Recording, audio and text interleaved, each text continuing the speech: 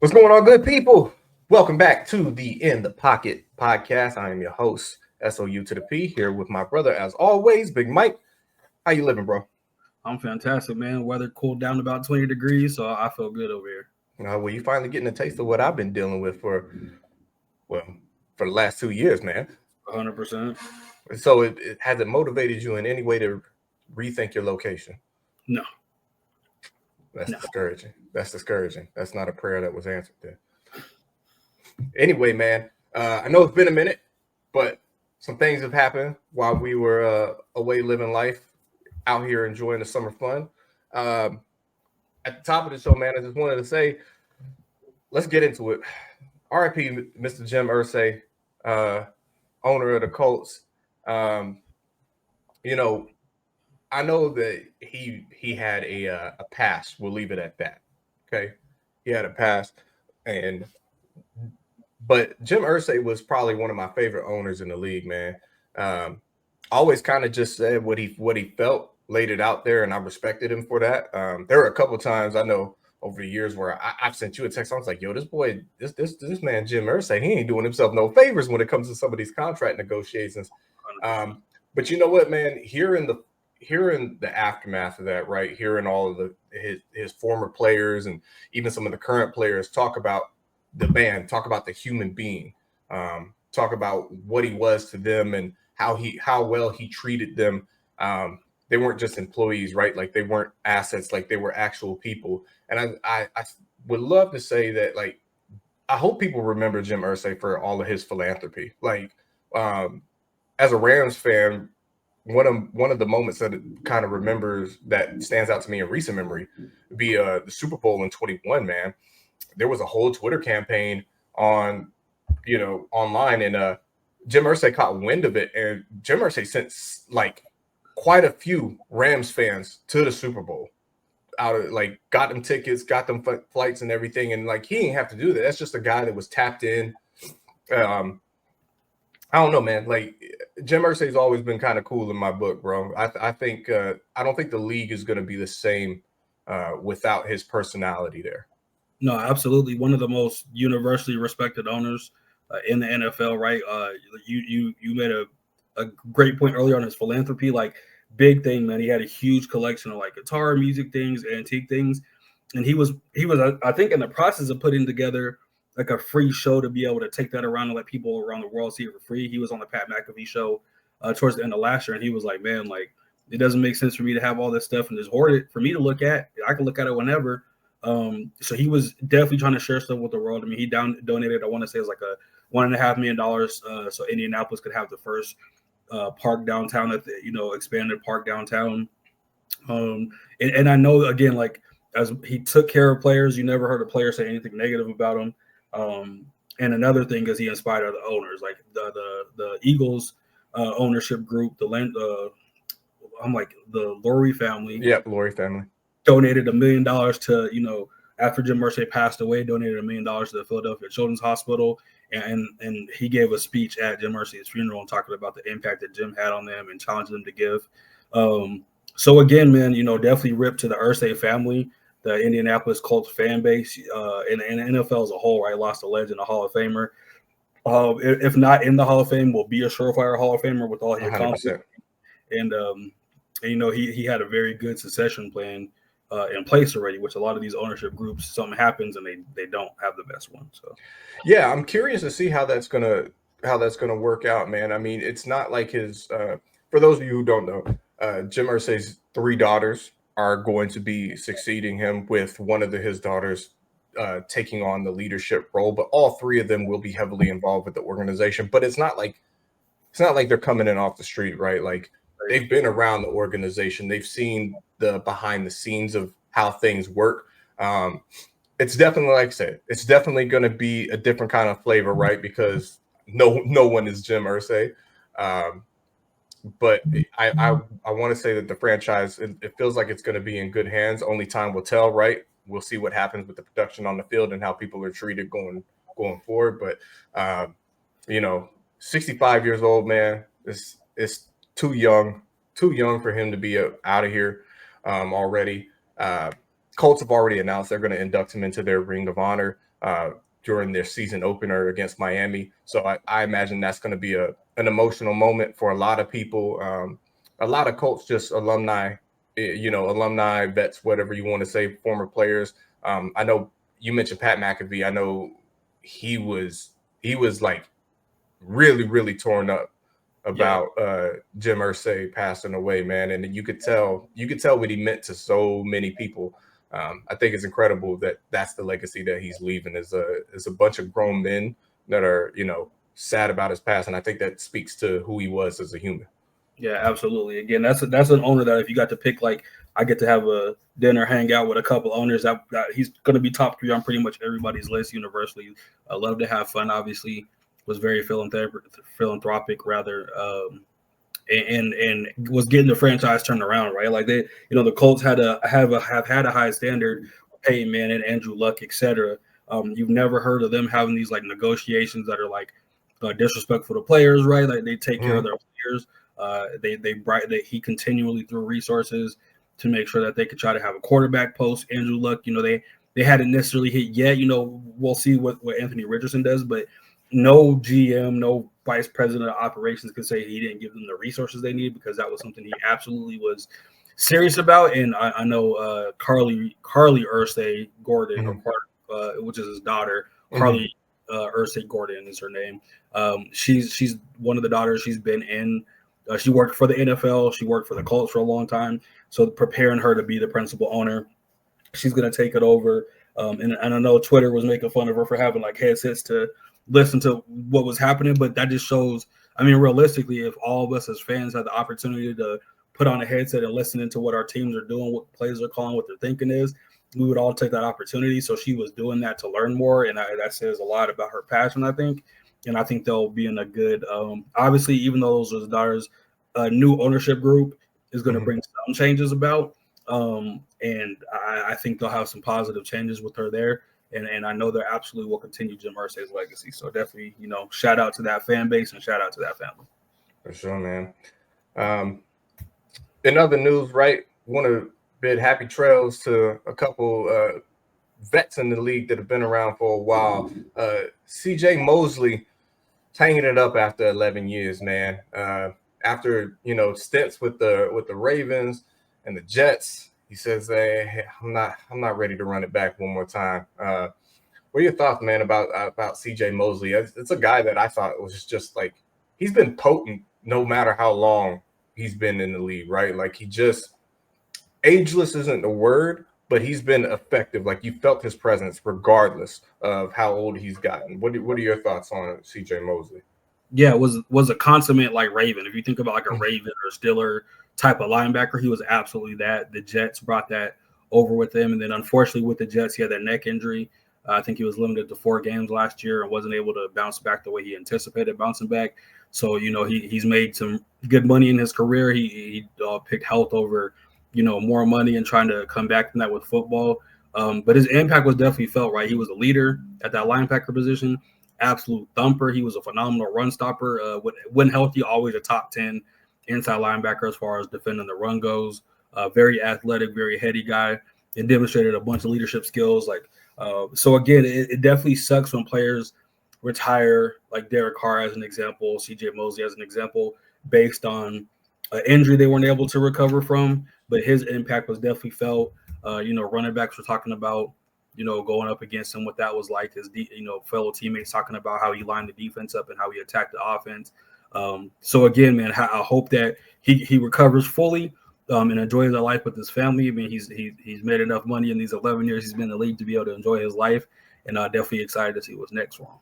Yeah, man, joining him in the retirement home, well, not the retirement home, but you get what I'm saying, in the NFL retirement home. Teron Armstead is calling it quits after 12 years, man, and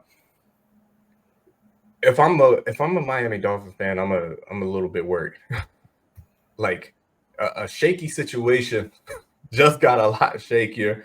But he's a Pro Bowler, man.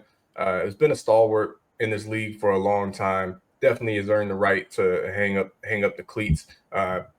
He's already gone on a couple shows, post retirement, and talked about how he knew that he was ready to retire when you start waking up on game day and you're looking at who's on the schedule, and you're just thinking about, man, who's going to be across from you, and your mind switches from, I've got to keep my guy upright to, man, I don't want to deal with this guy.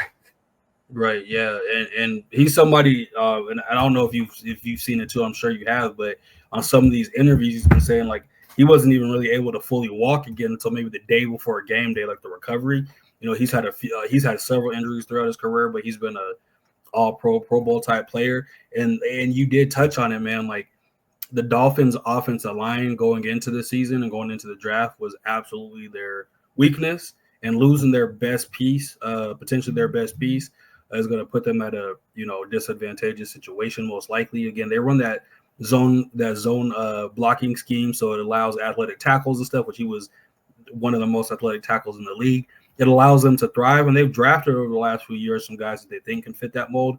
But thinking a guy can do it and knowing that you have somebody there to do it are two different things. So it makes me a little bit concerned having Tua, who's had his health injuries, being behind a line that is going to be kind of patchwork makeshift.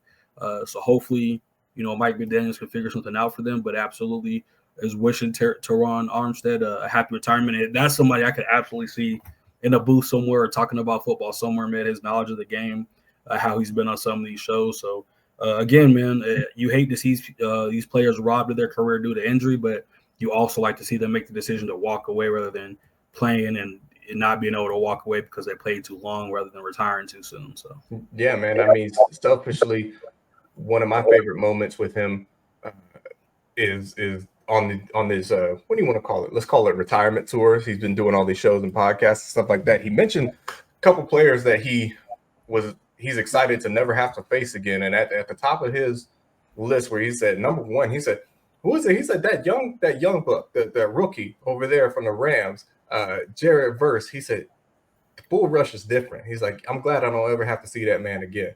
That I just get to watch him on Sundays from the safety of my couch and stuff. And I wanted to take this opportunity to transition, keeping in touch with Jared Verse. Jared Verse had called out the GOAT, man. Jared Verse called out Aaron Donald on social media. Was convinced that, Aaron being removed from the league for a year, he wasn't ready to come in and train with a beast like Jared Verse. And so he put the word out. Aaron Donald responded in kind, said, hey, somebody get a hold of Verse, put the word out, tell him I'm looking for him, tell him to come to the house. Come do this old man workout with me. I don't want to do nothing. He said, I ain't going to hurt you. We just going to do a little workout. We saw what the end result of that was. Aaron Donald is still very much Aaron Donald. So much so that, like, even Jared Verse is like, listen, he's like, that's a lesson. You don't test the legend. I've watched that clip over and over again. I've watched all the videos that Aaron Donald uploaded, and the man looks like the picture of defeat. Jared Verse looks like the absolute picture of defeat, and Aaron is just going into the next set, and just egging him on the entire time. And he said, this is a light day. He said, I do this every day, and I'm retired. He said, imagine what it was like when I was playing. 100%. It just makes me wish that I could see 99 back on the field for the Rams again, bro. But I thought that was hilarious. Even Sean McVay made a couple of comments about how when they started up the training camp, he made a joke that Aaron Donald was walking in and Jared Verse like jumped and looked and Aaron wasn't there, of course. So it's cool to see. It's cool to see that your legends, right? And I'm gonna go ahead. I know he's only a year removed. He's a Rams legend. I don't care what anybody says. As a defensive player in NFL history, absolutely. That's what I'm saying. He's going to be first ballot Hall of Fame. I think it's cool when you still have those legacy relationships, right? Like he's still around. He's still reaching out to the players. He's still in touch with the organization and still doing stuff like that. I think that's really cool. But yeah, man, Verse keep training with AD, bro. And if you can get to 50% of what he was, then we're going to be in good shape. Yeah, 100%. That's somebody who is known for his workouts. I don't know what Jared Verse was thinking, but again, I like that he was up for the challenge. I think he could do it, but Buddy looked like he was sweating, sore for days afterwards. And Aaron Donald just looked like it was another day at the office. And again, I think somebody I like to see do Aaron Donald's workouts based on his workouts is King Henry. You know, he's probably one of the only people I think could go in there and, you know, hang with him even in his retirement. But other than that, man, like, do the workouts they're used to and don't play around with Aaron Donald. Like he's like a quarterback. He's given Jared Verse nightmares in the weight room like he gave quarterbacks a nightmare. So I mean, I love to see the banter back and forth, but that's on a list of people I don't want to work out with. Aaron Donald's probably top 2. Yeah, I would. That's not for me. Even if I was much more active in my gym life, yeah, we're seventh circle of hell right there. I'm not going to do that. We had some moves. Had some moves also occur during our time away. Jair Alexander, longtime Packer, right? Reunites with his good buddy Lamar Jackson in Baltimore. And it's one of those things that just makes you, hit your head and say, man, how, why, who would allow this? Why would you let him go there? And the deal that they have him playing on is crazy. It's crazy. It tells me that Jair got to pick his spot. Right. It wasn't for him. It's not necessarily about the money right now. I think he has something that he wants to prove to the world, to the rest of the league, because he has had some injury history for the past few years. I think he wants to prove that he's healthy, and not only that he's healthy, that he's still an elite tier corner. And I think if he goes and has the year that he thinks he's going to have in Baltimore, he's going to earn himself a nice bag here in a second. 100%. So, again, shout out to him. And, sad for us in the AFC, particularly, but Jair Alexander's missed about 50% of his games the last 2 years. That's why the Packers went to him about a pay cut.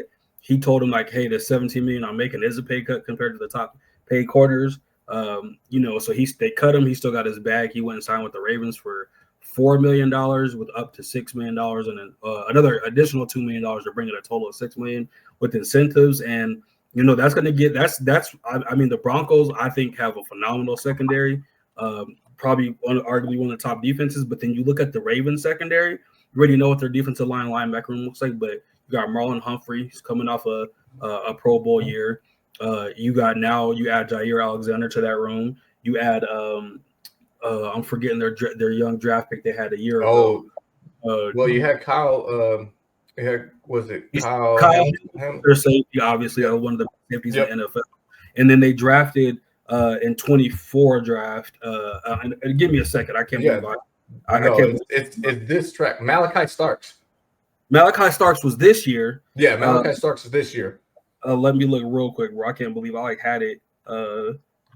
Nate Wiggins from Clemson. So last year they drafted in 2024 Nate Wiggins, 4.32 speed, right, long corner. Not necessarily the most physical, but like he balled out in the action that he did have this year. So again, man, that gives them a phenomenal secondary. We already know what their pass rush looks like, right? It's gonna be really. I just want Lamar to perform in the postseason like he does in the regular season, and this defense is gonna give him every opportunity to be in every single game. So I'm definitely looking forward to seeing it. And again, shout out to Jair. Him and Lamar were very close back at Louisville. I guess they were like not locker mates, but they had lockers next to each other, etc. They have a really tight relationship.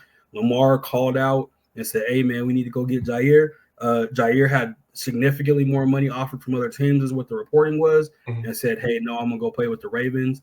And again, I think if he has an opportunity this year to win a Super Bowl, this will be his best opportunity to win a Super Bowl, and he'll be able to make a bag because he's not going to have to do a lot. It's not like Green Bay where like, okay, you're the number one corner. We know we're going to go after you. You got Marlon Humphreys, you got Nate Clemens, you got Kyle Hamilton there. You're there, like pick your poison, right? So it's going to be a very suffocating defense and man-to-man zone coverage.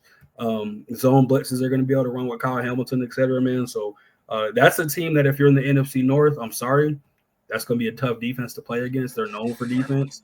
Man. And Lamar and King Henry, like on paper, it looks like a Super Bowl contender, absolutely. Yeah, we just need the coaching job to be better down the stretch in the playoffs. And yes, I am going to lay that at Harbaugh's feet. I'm not gonna let people just talk mess about Lamar. Like, call the right game plan. Dang it, do what y'all have been doing. Do what works. Stop trying to be different and play. Just play y'all game. the Broncos, man, y'all added somebody else too. Speaking of the Ravens, man, former Raven by way of the Chargers, J.K. Dobbins saddles up for the Broncos, man. What do you think about that? I know you've had some thoughts this offseason about the Broncos and and some of the decisions that they've made regarding their running back room. How does this one fit in with all the adjustments you guys have made? I'm what I would tell everybody on our audience, and I know our audience is still growing. Obviously, like and subscribe. We're gonna put some stuff on here, but like I would not draft a running back from the Broncos for fantasy football. Don't do that. RJ Harvey is going to be like our explosive kind of back. Audric Estime was supposed to be like the every down carry it kind of back. J.K. Dobbins does the same thing that Audric Estime does, as well as a phenomenal pass blocker, right? So I think he's going to take snaps away from Estime potentially, which honestly at this point I'm okay with. Again, Audric Estime had a good game last year. I don't think he showed enough like explosiveness. Like he was really slow getting to the hole. And again, you got like a Derrick Henry where you got to get him behind the line of scrimmage to make things happen. But Audric Estime, he did not look like he looked at Notre Dame, as he wasn't like the most explosive back there, but he was definitely quick one cut, powerful back and get out. So I think J.K. Dobbins just adds more competition. And the thing I do like about this move is the Broncos are making a commitment to the run and playing great defense. That's going to do nothing but help out Bo Nix. But we'll see what the rotation looks like. That's something I'm curious about. Sometimes Sean Payton likes to ride the hot hand, but some of these backs, man, like running backs, a position where generally speaking, you need to get your carries in to kind of warm up and figure out who the hot hand's going to be. So, J.K. Dobbins, a consummate professional. He's dealt with some injuries as well, but that definitely adds competition to our running back room. Kind of makes me curious what we're going to do. We have some other good running backs like Jaleel McLaughlin, another speedy guy, smaller, wasn't the best at pass blocking. What's going to happen with him? I've heard there's been some offers made to the Broncos for him already, late round picks, but it'll be an interesting preseason. I'm definitely praying for health for J.K. Dobbins. Him and RJ Harvey, that's going to be a nasty running back room, though. Well, I think it's evident, right? Sean Payton wants to run the ball. Like that. It looks like that's going to be his answer for an AFC West that has quickly evolved into one of the toughest, if not the toughest divisions in football. Is highly, highly competitive. All four of those teams, if you don't have those trenches right and you don't have the ability to run the ball, it's going to be a long season for you. Then finally, emerging from the darkness, finally making up a decision, doing what we all knew that he was going to do anyway. Aaron Rodgers makes it official, puts a ring on it, I guess in more ways than one, and signs with the Steelers on a 1-year deal. And during his introductory press conference as a Steeler, also announces that he happened to get married a few months ago, just casually. Don't know who the person is, but just Aaron Rodgers, man, never count him out, man. Never count him out for grabbing a headline. Yeah, no, 100%. He's doing exactly what we knew he was going to do, sign with the Steelers. That's the only destination that made any kind of sense for him. Again, and I don't think it's bad. He had to take care of some health stuff. Obviously, he had to take care of marriage. He had some stuff going on with people around him in the family. So him being able to take care of those things, Mike Tomlin, the Rooney family giving him the leeway to take care of what he needed to take care of, him be able to be there for a portion of OTAs. He'll be there for the full training camp. And there was a bunch of reporting that came out after he signed that him and Arthur Smith have been in contact anyway about kind of what type of plays he likes to run, designing an offense around some of those things. So again, I think it's the only move that made sense for the Steelers. It's the only destination that really made any sense if Aaron Rodgers wanted to be on a roster week run. It's the only one that really made sense where he could put them at a place. Now, again, I don't think we're talking about MVP Aaron Rodgers from 3 seasons ago now. And again, if he plays 80% of that, that'll be the best quarterback play Pittsburgh's had. He came along very well last year. At the end of the year, again, that Achilles injury he had, especially in his 40s, took a little bit longer to come back for, but he started looking more like Aaron Rodgers towards the end of the season. With the weapons that they have, their commitment to the run game, them drafting Caleb Johnson, they got Pat Freiermuth, obviously got DK Metcalf now. They're going to have a very potent offense, and Arthur Smith calls a phenomenal run game. That's going to make it easy. This will be one of the better running attacks that Aaron Rodgers has had. potentially with how their commitment to the run game. So again, I think this is going to be a very competitive division, very competitive team, and I'm hoping this is something that can take them over that 10-7, 9-8, 8-9 kind of mark that they've been hovering around for a while, and be able to compete for a Super Bowl. But I honestly don't think Aaron Rodgers at this point is, his MVP Aaron Rodgers that can kind of take a team to the Super Bowl and win a Super Bowl. So we'll see what this does for them, but I know it's going to be huge for Will Howard and in his development. He's already been talking about the gems that Aaron Rodgers has been dropping to him. But again, I'm definitely excited to see what this offense looks like, because I know Pittsburgh Steelers fans can finally take a deep breath, that they don't have to worry about their quarterback room now going forward, and that they have a guy that can teach a young guy how to develop into a starting quarterback. I don't know, man. You say that if you're a Pittsburgh Steelers fan, like that, you don't necessarily have to worry about it. I think if I'm a Pittsburgh Steelers fan, I'm still very worried about that quarterback room. Sure, you feel a lot more confident than where you were maybe a few weeks ago, right? Because you have a known commodity in Aaron Rodgers. But like you said, this isn't the MVP version of Aaron Rodgers that they're getting. They're getting something else, which is still, like I said, arguably going to be better than any quarterback play that they had possibly last year, depending on what version of him. But again, it's like the man's 40, right?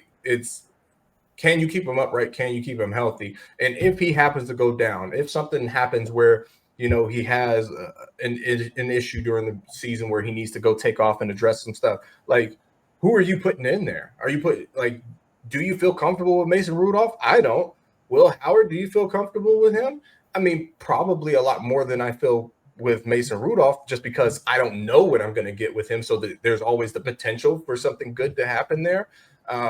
It sounds like listening to Mike Tomlin talk, listening to Aaron talk, and even listening to Will Howard talk, like, Aaron has come in and has really honed in on Will Howard and trying to help mold him into a professional and just trying to give him, an edge and get him ready inevitably to potentially take over the starting job for the Pittsburgh Steelers.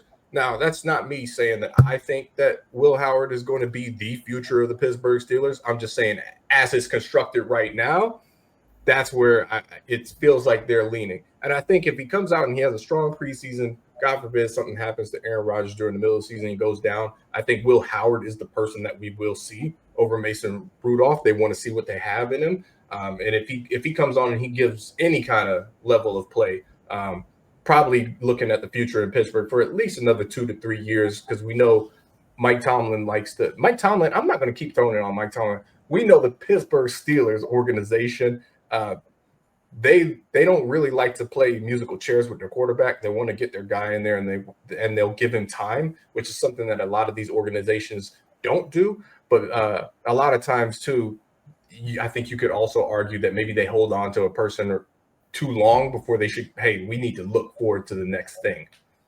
Yeah, no, I everything you're saying, I agree with. I think Mason Randolph, he knows that offense.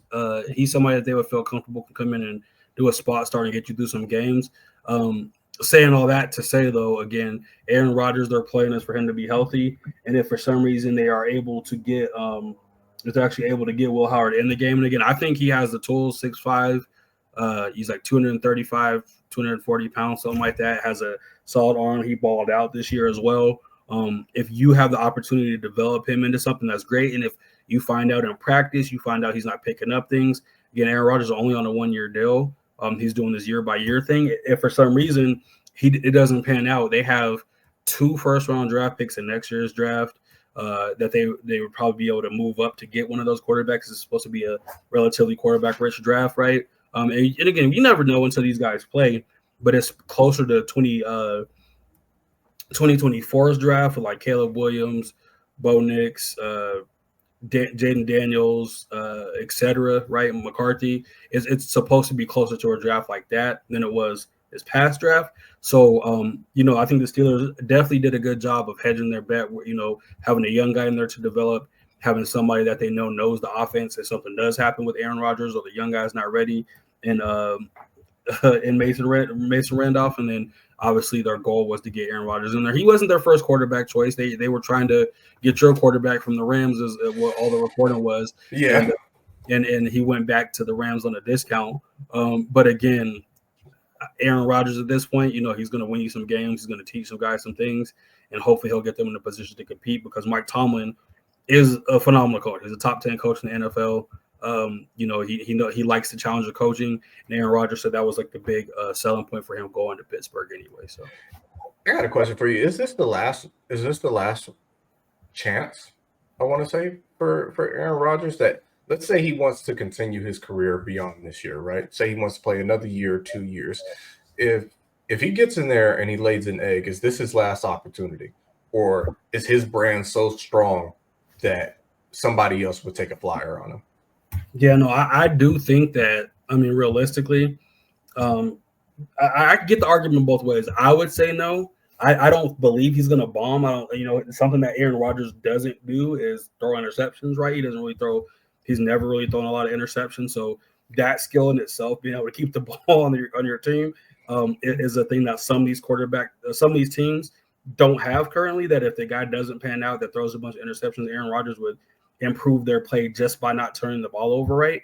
But saying that to say, like, I'm really thinking that this is going to be Aaron Rodgers last year, unless he like balls out and Pittsburgh's like, hey, come back for one more year, a little bit more money, come ball out with this. There really wouldn't be a reason. He's accomplished everything. He's one of the best throwers of the football. I'm not saying he's the best. He's not on my Mount Rushmore quarterbacks, but he is on my Mount Rushmore, like Camden, Marino, on my Mount Rushmore of like throwing the ball, right? He arm angles, getting ball placement. He's one of the best in NFL history. So again, that doesn't fade away. He still has that right now. And again, I hope he balls out this year just for the sake of him. And I know Pittsburgh has a phenomenal fan base, but at the same time, you are taking a risk, right? With Aaron Rodgers at this point, being 42, you're injury away from your season. Your quarterback being Mason Rudolph again, and then potentially that Will Howard situation. But again, they have enough weapons around him. They have a play caller that has done a good job of keeping quarterbacks healthy. It's just a matter of him getting the ball to people, him learning the offense, etc. So, right. Well, something that isn't something that you hate to see. Christian Wilkins, man, going down. Had potentially, like, he suffered a setback, correct? Right. On his recovery process. That could see him miss the preseason, but even more than that, potentially he could be missing the regular season too. What does that mean?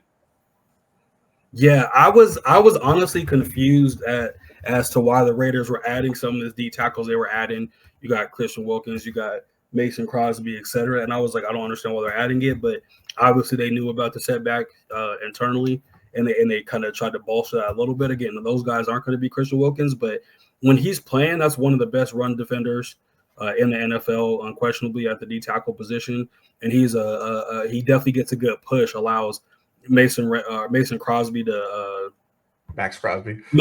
Sorry, Mason Crosby is a Pittsburgh. Allows Max Crosby, who terrorizes the Broncos all the time, to do some different stunts and different things that he's not going to be able to do without a D tackle like that there. So again, I think that's going to be a big blow to their run defense, but also they're going to be switching to Pete Carroll's 4-3, which helps take care of a little bit of that on the run. But I think him in a 4-3 with Max Crosby right next to him would have been very dangerous. So, definitely hoping for a speedy recovery for him. But, a man has $110 million left in his deal guaranteed. So, he's going to get his bag regardless. But I do hope that foot heals up, man. Like for big guys, a foot injury is something that takes a little bit of time. Again, and having that setback, unfortunately, hopefully that's something that he can get through. But at the same time, a lot of the reporting and speculation is that he's going to miss an extended period of time. He's going to miss training camp. He's going to miss the preseason. They already announced that. Has the potential to miss the full season. And that's not what you want from probably their second best defender, right? After Max Crosby, that's probably their next best defender. So, hopefully they can recuperate from that. If they don't, I'm not going to shed any tears as a Broncos fan, but definitely wishing him, success and luck on his healing journey, with that foot. Yeah. I mean, I think if you're the Raiders organization, you hate to see it, not just because of what he means on the field, but it's like they paid a decent sum of money to acquire his services. And so the fact that they've gotten limited return on investment based on the nature of the injury, it's got to be frustrating for, front offices, man. It's like you're paying for this guy and you're just the whole time crossing your fingers that he's going to stay healthy and you're going to be able to squeeze all the ROI out of that. Especially like you said, he's so crucial to their defensive game plan, right? Being able to stop the run and apply pressure in the middle that it's going to, focus some attention when he's pushed in the pocket. So that way you've got rushers like Max Crosby that can come off the edge and do what they do best, right? Yeah, it's going to be interesting to see how that situation plays out. I think it also provides, like you said, a lot of clarity behind some of their draft strategy, that if maybe you were a Raiders fan during the draft and during this offseason, you kind of been scratching your head like, hey, what are we doing? We just paid all this money to Max Crosby. We just paid all this money to Chris. Like, I think that answers, some of those questions. And for people that don't remember Pete Carroll in Seattle, Pete Carroll is very much a defensive coach. This is very much his side of the ball. If the one thing that you can count on the Raiders getting right this year, it's going to be the defense. I definitely think that he's has a vision for what he wants that thing to be. And he, again, talking about the AFC West like we did earlier, right? It's one of the tougher divisions, if not the toughest division in football. Your defense has got to be sound, where the Raiders defense necessarily hasn't been. And they haven't, to be fair, though, they haven't had an offense that's complementary. So this is not doing them any favors. But if there's one person that's going to help them right that ship, it's going to be Pete Carroll. So I think they definitely got the right man for the job. Absolutely. We're going to go all the way back up to the AFC North, man. We got the Bungles in the jungle. I don't know why the Bengals feel like they should be the team to pioneer anything at this rate. Historically, that hasn't been their MO, but they're trying a new thing. So I'm going to start with the newest dispute, right? Rookie Shamar Stewart, their first-round draft pick, still remains unsigned. On top of that, he left the facility, big camp, and in his interviews, all the precedent stuff that they're doing, you could tell the media is trying to bait him. They're trying to paint a picture of him as a person that is like, he's just being greedy. And I was like, God, don't confuse Shamar Stewart's situation with the Michael Crabtree situation. For those of you that don't, like, this isn't about the dollar amount that's on the total guaranteed contract. This is about a specific clause that the Bengals are putting in their contract, or trying to put in his contract, that is unique to his contract. No other rookie in the NFL has to deal with this. And why the Bengals are picking this spot here and now when they're currently in another contract dispute with the NFL sack leader, right? And you need defense after you've leveraged so much of your financial capacity on offense. You need good, especially young players on that defense. To me, the whole situation is out of pocket. Yeah, no, I agree, man. And like, not to be ringing on the Bengals, man. Like, Joe Burrow is one of my favorite quarterbacks in the NFL, maybe my favorite quarterback in the NFL, honestly, how he balls out. The offense is going to be cool, but they showed last year that they can't win games just with offense. They can't win themselves into the playoffs with just offense, right? So having a new defensive coordinator there is going to help out. Obviously, it's going to be a big thing, but missing two pieces that are going to be instrumental. I mean, it's to the point where they're talking about if Shamar Stewart sits out past August, he's able to re-enter the draft next year, et cetera. And there's going to be teams that, potentially would draft him late first round, early second round, et cetera, next year. This is going to be a good D-line draft, but he has the tools that made him a first-round draft pick. And we're not talking about like a first-round draft pick that was like the 30th pick. Mm-hmm. We're talking about a top 20 pick in the NFL draft who people had potentially going as high as 10, right? So the Bengals, I don't get it, man. Like, this Bungles situation that we kind of put up is the best way to describe it. Like, first time in NFL history, this clause has been trying to be put in a rookie contract where if he gets cut early, whatever, it's not offset language. Offset language is different, meaning like, hey, if you were here with us, $8 million. If you sign with another team for $1 million, then we only owe you $7 million. So it's not offset language. It's like, hey, if we cut you early, you don't get any of that money. There's no offset language. They're just trying to put it in there like, hey, if you don't make this, it's not a guarantee. It goes back to the NFL being one of the only leagues, actually the only professional league that doesn't have these guarantees built in like it should. And the Bengals are trying to do something that nobody else ever has done is very Bengal-esque, and it's going to set them up for failure, right? Like, one of the reasons I'm not going to be protecting the Bengals to go as far as they can go otherwise is because of how they handled some of this offseason with contract disputes, with how much money they paid on the offensive side of the ball and some things that they did not fulfill on the defensive side of the ball. And I don't know how this is going to affect their other contracts, right? Like, it's a little bit different when you get second, third, day 3 type picks. But having the guy that you said, this is the guy we want the most in this draft at this spot right now, you draft him, and then to not do something very simple that you've been continually doing. I don't understand the Bengals thinking on that, man. They're tripping over dollars to make pennies. And him being there is going to make them more money than him not being there, because that's going to be another weapon they got on that defense, on a defense that right now doesn't have many weapons on that defensive line. Yeah, and I don't want to undersell like how severe this is. It's so bizarre. Like we keep highlighting, right? Like Trey Hendrickson is currently not in the building. He's going through his own contract dispute, right? And that's a whole other thing. This defense was already thin. They had oh my goodness, what's his name? I just lost it. The defender that retired at the end of the season. Sam Hubbard. Yeah, Sam Hubbard's already retired, right? Like, so the defense is not getting better. And the more time that they let go by, where Shamar Stewart is not reporting to the facility, right? Like, he's not bonding with teammates. He's not doing the walkthroughs. He's not, I mean, yes, he says he's working out, he's training, but you and I both know, like, training on your own versus training in an NFL facility where you have designated, like, physical therapists and things of that nature to really help grow them into their NFL bodies and develop a professional routine. Like, this is all time that is crucial that he needs. It's ultimately going to set him back as a professional if they can't come to their senses soon enough. And it just reinforces the stereotype that the Bengals have historically and continue to be a very cheap organization. I'm not going to say frugal. Frugal would mean that they're making wise decisions. They're not making wise decisions. They're just being cheap for the sake of being cheap. And you haven't earned the right to be. It's like, at the end of the day, the question that I'm asking is, who are you?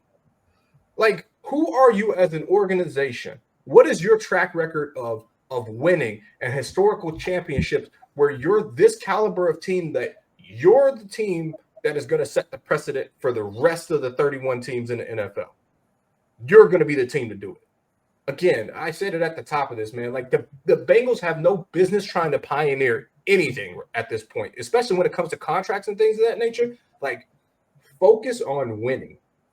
And I think Bengals fans are probably going to kill me for this, but I think the Super Bowl season for the Bengals has altered the expectations of who that team is.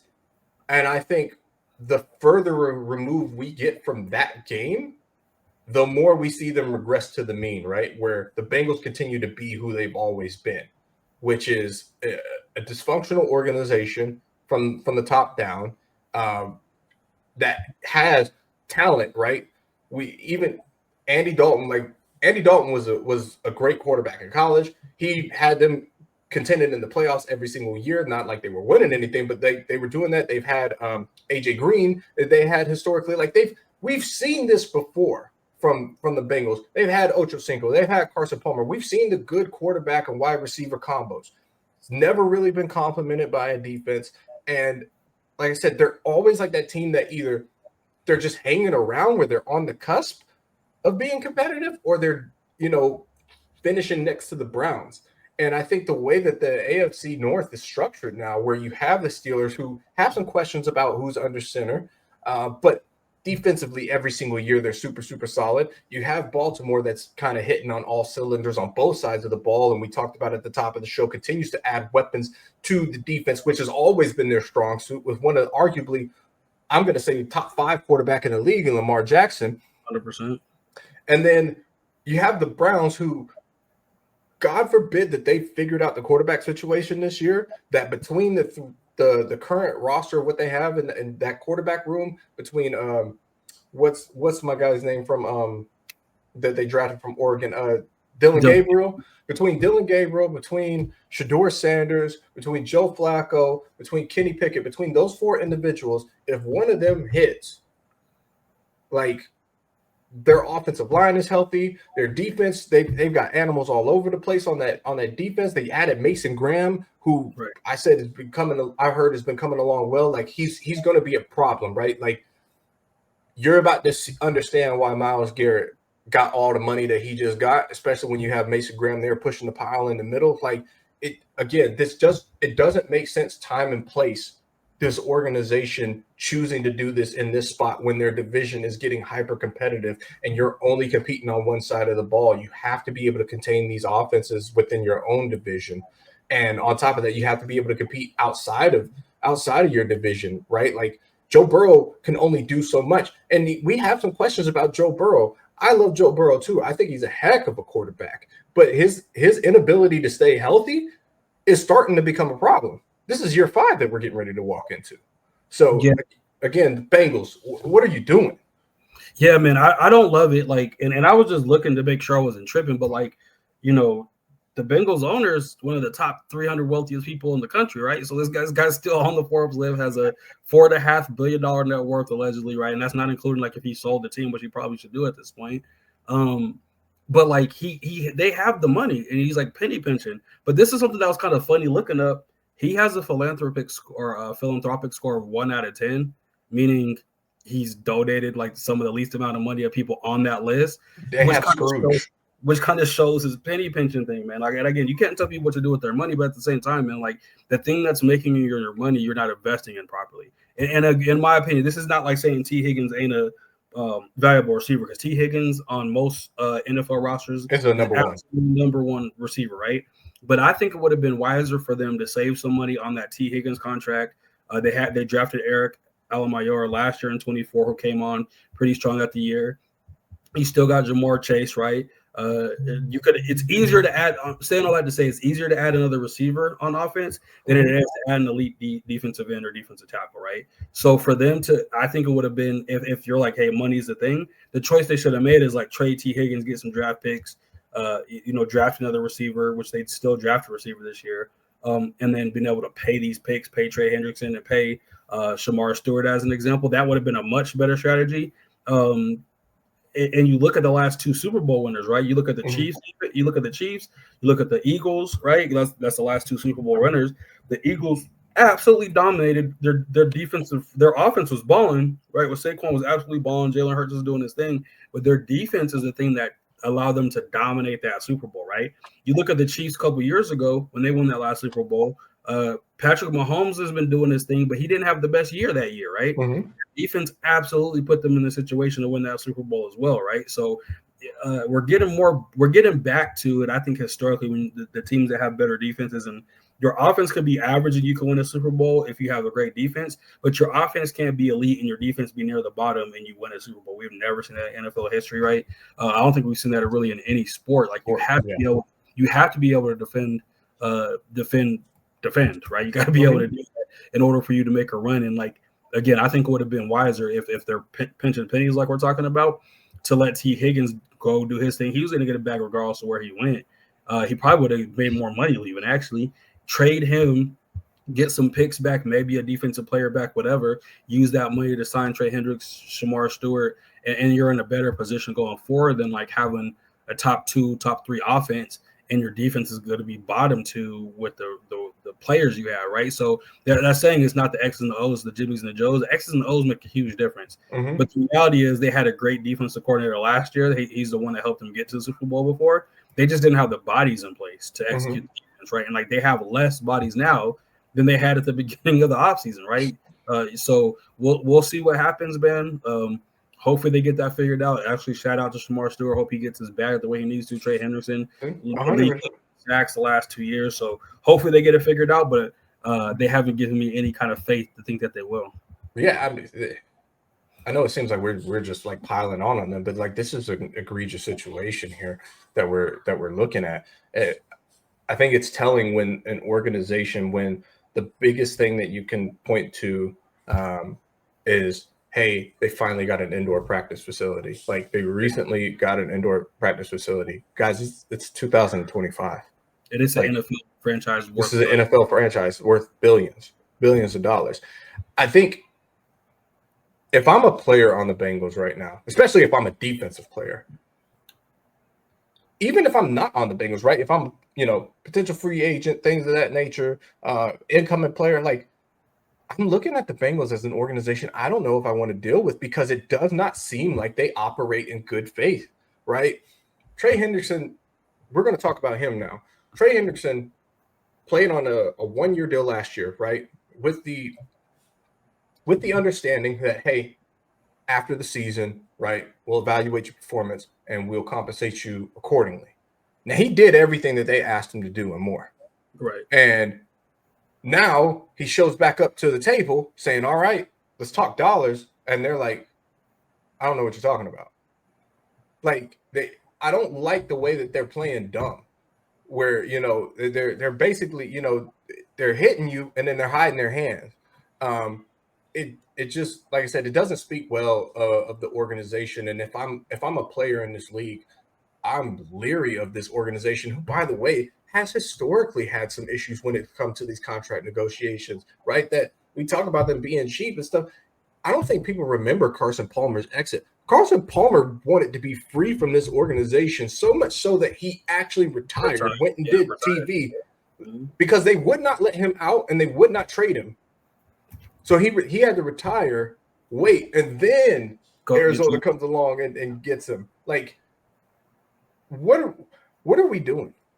I don't get it. Like, I don't get it. Like, I mean, it's just it seems like the business side of it for them it's more about making the money than putting something competitive on the field. And again, you making the Super Bowl run does do you some life for a while, but it also builds expectations, right? Mm-hmm. So you're gonna have fans come and want you to compete, and yes, you can make money on that. But guess what? If they see, hey, we missed the playoffs with one of the most explosive offenses in NFL history, that's not an exaggeration. Mm-hmm. The offense they had last year was a top 10 offense in NFL history by almost every metric, scoring, yards, etc. But they had the 31st ranked defense. They missed the playoffs because their defense wasn't even average. If they would have had an average defense with their offense, they could have made a run, and that would have been a team nobody wanted to play in the AFC, right? They would have absolutely, in my opinion, with the average defense, given some teams the blues in the playoffs because their offense was not stoppable. No team this year was really able to stop that offense, right? So for them to look at the team they had, look at the success they had, and say, okay, I guess now after we made a Super Bowl run and we're going to replay these players, we can get an indoor practice facility instead of taking buses to Cincinnati when it gets bad, the college, right, to go practice there. So, man, like, I don't know. I do feel bad for that. Those players, and they've never really been big in free agency, right? Like, they're going to sign some minimal contracts, draft and develop. But this is what I'm saying. Trey Hendrickson was one of the guys you guys invested in free agency, right? And he outperformed the contract he got. I mean, it's not he's asking for something right now like is unreasonable. He's not asking for Myles Garrett money. Yeah, he's not, and he said that, right? That's the thing, is like he said security. This is the last contract really that'll set his family up before he retires. And he's trying to, and the thing is the years. It's such a simple thing. Like, they're trying to give him 1 or 2 years. He's asking for 3 or 4. I don't think it's unreasonable to get to that point and say, hey, because the reality is if he was a free agent, he would have been the top paid defensive player in free agency this year. No question about it, with 34.5 sacks the last 2 years, right, total. So if you're not going to use him, trade him, let him go to a place that's going to value him and pay him. But he does sound like he wants to be back there. They just got to pony up the money and do what they need to do to take care of business. Yeah, fix up, man. Like, fix up. That's all I got to say to the Bengals. Fix up. Like, get your act together. All right, so now we're done. We're done beating those Tigers down. We're talking about people not getting paid, people's contracts not happening. What is happening with the Micah Parsons situation? That is such a bizarre thing to me right now, that regardless of how people actually feel about Micah, I think it's hard to undersell how talented he actually is. Now, I think all of the early stuff that they were talking about, oh, he's going to be the next LT, all of this other stuff, I think, hey, we can simmer all of that stuff down. He's not that, but he is very good. He's still very, very very disruptive player. Like, what is taking the Cowboys so long to get this thing done? Is it because they're scared of the amount of money that they're going to have to pay him based off of the way that the market is evolving? And maybe this is them kind of admitting that the Dak Prescott deal was a bad deal and they should have never did that. They should have let him walk or done something else, like paying a quarterback $60 million who can't even get to an NFC championship game is not something that you should do. So, they're like, hey, we've got him under this massive contract. We've got CD Lamb under massive contract. We have a few more players that we also need to pay, but like Micah should be the next person to invest in on this list. And every day that tick by is like the price is only going up. Like Myles Garrett getting his deal, not doing the Cowboys any favors. Trey Henderson, whether he gets a deal done with the Bengals or they ultimately trade him, let him go somewhere else, that deal is not going to do them any kind of favors. And you just there's another contract situation that is actually brewing right now, where it's TJ Watt with the Steelers, right? Like TJ Watt is not reporting right now. TJ Watt is holding out for a contract, trying to get some more money. He's going to have that contract is going to be a hefty contract. Like TJ's is going to be closer to what Myles Garrett's contract is, assuming that the Steelers will get that done. Like, what are you waiting for? Yeah, I don't know, man. So the thing about Micah's situation is that's a deal I think will get done. I don't think there's any stress. He showed up to OTAs. He's going to be at training camp. He's not going to send anything out. He's been working out. He showed up to voluntary activities, everything. And I think every contract that gets done, he's just going to smile, because the reality is he is the youngest guy up. He's the youngest person in that position that's going to be up for a contract that's going to be the size of this contract. Myles Garrett got money like that, and Myles Garrett's 30, 31. Micah Parsons is 24, 25, right? Yep. So he's going to be able to command that kind of money because it'll be a bargain in 2 years. And Jerry Jones, as good as he is at business, I don't get the thing where he's going to delay that. The Broncos have done a good job about this. And not to make this about the Broncos, but like the Broncos have done a good job. Like, hey, if you do your job, we're going to pay you, give you your money. And it saves us money in the interim. It saves, like, we were able to cut Russell Wilson, take that huge cap hit, and still make the playoffs because we were able to get some other guys under contract for affordable contracts, right? Most franchises that are successful are going to pay their guys early. TJ Watt got paid earlier is the reality, right? But again, his deal now is about $15-16 million under what actual market value is, and he's always in that top three edge rusher conversation with him, Micah, and Myles Garrett. So I feel like him asking is definitely worth it. But Micah will get paid. He seems to be carrying himself and comporting himself in a way that he's not stressing out about like Trey Hendrickson is. He sees every deal that gets done that is a deal that he's going to beat. But how can you have the highest paid quarterback at the time he was signed, highest paid receiver at the time CD Lamb was signed, and then the highest paid probably defensive end, and really field a great competitive team? I don't think that's really possible. But you have to pay Micah. Like, I mean, Micah, if you traded Micah, you're going to get 3 first-round draft picks, or 2 first-round draft picks, a second, 2 seconds, and a third. You're going to get a crazy haul for that. And the reason is because he's a game changer, right? He's like a Von Miller in his prime, mixed with a little bit of Khalil Mack, and he has that versatility where he lines up inside, outside linebacker. He puts his hand on the ground as a defensive end. They've rushed him on third downs on the interior, and he's dominated everything he's been at. Real Lamar Houston in high school-esque, right? Yeah. Lighting up all over the place. But, like, that's a guy who consistently produces. Again, he did have some injuries last year, but he hasn't had a history of injuries, and he's absolutely dominated since he's been in college, right? He was in college and absolutely dominating. So I don't think that deal won't get done. I think it will. It's just I don't understand what Jerry Jones' affinity is with paying these players more than he has to because he wants to wait until the deal's done. And touching on TJ Watt, like, that one's a little concerning, I would think. But Omar Khan, since he's been there, I think I would trust enough for him. And I would trust him enough to get that deal done, right? I would imagine that deal's going to get done before training camp. I'm more confident that deal will get done before training camp than Micah Parsons' deal getting done or Trey Hendrickson's deal getting done, just based on their leadership, based on their ownership group, based on them investing in that. And obviously their head coach is, again, we talked about earlier, Mike Tomlin's one of the best in the league. And that's last time they had this deal. TJ went in there by himself, talked to them, and was like, hey, man, let's get this signed. And I don't think that'll happen this time. because he did give them a little bit of a discount that last time. But that's the linchpin of their defense. Without TJ Watt there, their defense, while their defense will be good, the TJ Watt makes them elite, right? Cam Hayward is phenomenal, etc. But without TJ Watt there, not TJ Ward, without TJ Watt there to ball out and be a disruptor like he is, that definitely is going to not make their defense as elite as it could be. Yeah, again, man, like you hit it. I'm glad you said it. It's like when it comes to Micah, it's not that I don't think that the deal is going to get done, because if there's one thing that Jerry has shown is like he's going to get the deal done. But the other thing, like the other side of that is, yeah, he's going to get the deal done, but he always ends up getting the deal done late and thereby overpaying what he could have gotten away with.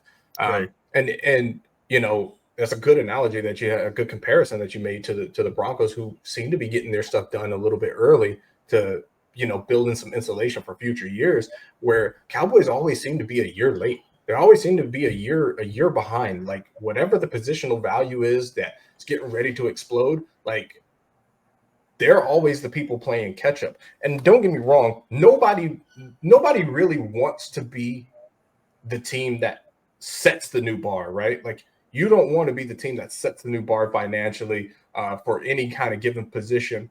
But I think history has bear that out, where when you are that and you get in before everybody else is, the value that you end up getting, even, you know, a year removed from doing that deal, is incredible. Like one of the things that you know, we saw one of the things that we saw with you know, the Rams in years past is when they made the decision after 2018 to pay Jared Goff. And at the time, even I was like, you're out of your mind. That's a lot of money, right? Like I think the contract total was like $134 million. Which is a deal now. It's a deal and a half, right? Like in the moment, it always looks crazy. Literally a year or two removed from that contract, you started seeing quarterbacks get over 200 million for, you know, in total. And now we're moving into the $300 million category, right? Like we're getting there. It's not, quarterbacks are getting more guaranteed now than Jared Goff got total on that contract. Yes. And the like I said, and the number, like the total value of the contract is creeping closer and closer to to 300 million every single year. Like I really think when we get ready to have this next, whatever the next group of quarterbacks is that's coming up within the next 2 to 3 years that are going to be for contracts and things of that nature, like we're going to have a serious argument for $300 million contracts. Right. It's insane to me to think, well, like where the game is coming in such a short time. And like I said, that's 2018. We're talking about him getting that contract, Jared Goff getting that contract in 2019. We're only 6 years removed. Right. And the value for that position has dang near doubled. Even you know, paying Aaron Donald, when they paid Aaron Donald at the top of the league, he was like getting, you know, over $30 million a year. That chump change now. Right. $10 million below what the top paid defenders getting paid. Yeah. So, you know, Cowboys, like you said, as savvy as Jerry Jones has been in his business, he's also one of those people that is like, he's going to overpay, which is, I guess there's a little bit of comfort there if you're a fan. Like, you know that your guy is going to get signed. Right. But you also know that, man, we're probably going to be behind the 8 ball somewhere else down the line, a year or two down the line. Like there's probably for every person that we do sign to pay big money, there's going to be another quality player that we're unable to retain because we waited too long and we had to pay extra, you know, an extra however many $1 million per year for this person. That, man, if we had those dollars, we would have had more dollars down the road to allocate to all these other players that you hope that you're continuing to develop in your young future and your young core. Yeah, 100%. I agree with that. And one of the areas you kind of see that with the Cowboys is their D-line, right? Lawrence is gone now, right? Micah Parsons, they do play at the end position. Their defensive line is an area that's not as deep as it could be because they're gearing up to pay Micah. And again, I think they're being smarter than like the Bengals that we were just talking about, whereas they're investing on their defense. They're saying, hey, we're going to pay this guy. We know we're going to take care of him. But at the same time, man, like, get these deals done. So if I was the owner of a team and I had some cash, like obviously Jerry Jones is one of the wealthiest owners in sports, has the most valuable NFL franchise. He has the cash to get these deals done early. I'm going to pay a guy as early as I can pay him when I know what he's going to be, right? You knew after Micah Parsons' first year, he's going to be a dog. And if you had any questions, he came back the second year and did it again. So you know for sure after those first 2 years with that defensive system, with having an offensive coach as his head coach at the time, right, that he still performed well, right? So that's a guy you knew immediately you were going to pay the man. As soon as you could pay him, I'm going to pay that man, try to get a little bit of a deal. Because right now corners are making money that defensive ends are making, right? And corners are the highest paid position. It should be higher. It's one of the most difficult positions on the field. But corners are now getting edge money from 5-6 years ago, right?